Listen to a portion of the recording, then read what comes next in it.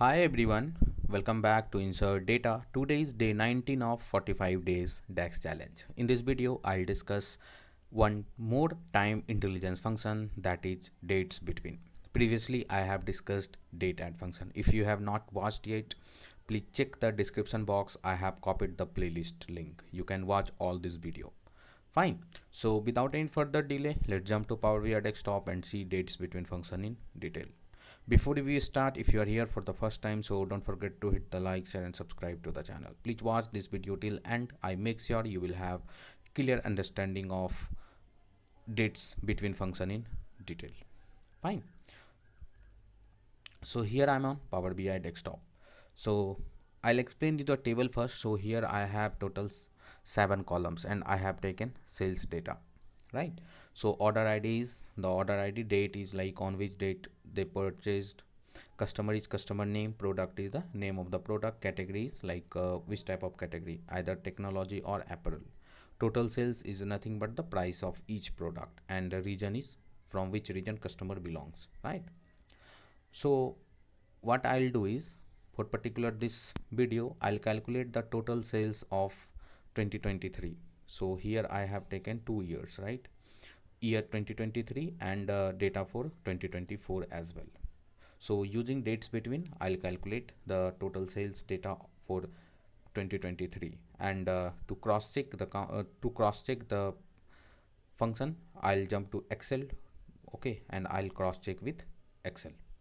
And one most important thing, you cannot use dates between function as calculated column. So if you want to use dates between function, you have to use in measure. So yeah, without any delay, I'll create one new measure. So the measure name, I'll say total sales 2023. Okay, I'll start with calculate what I want sum of the total sales, right? Total sales.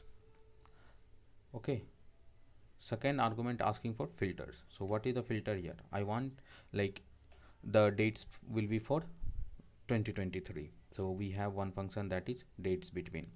Dates between ask for 3 argument, that is first one is date, second is start date, and third is end date. And what is the definition? It returns the dates between two given dates. So here date is nothing but the date column here. So what is the date column we have?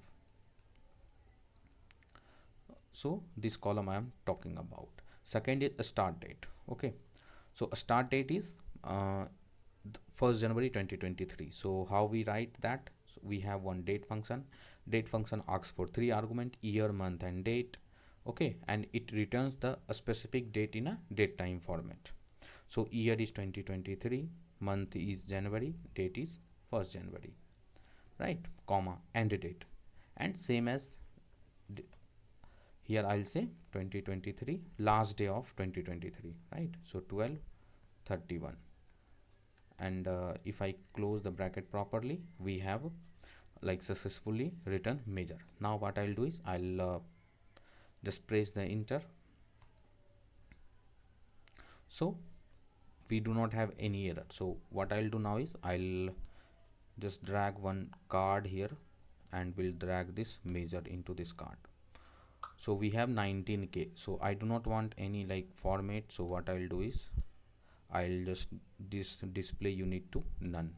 So we have total sales for year 2023 is 19,215.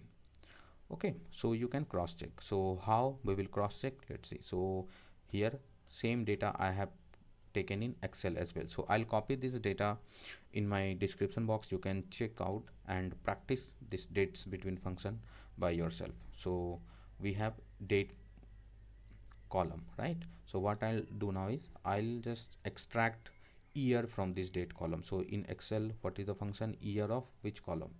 This column, right? So 2023. What I'll do now is I'll just drag till last and we'll copy. Okay, now what I'll do is I'll insert one pivot table in a new worksheet. Okay, so here we have like all the columns here. So I want year in a row, so I'll drag this year in a row, right?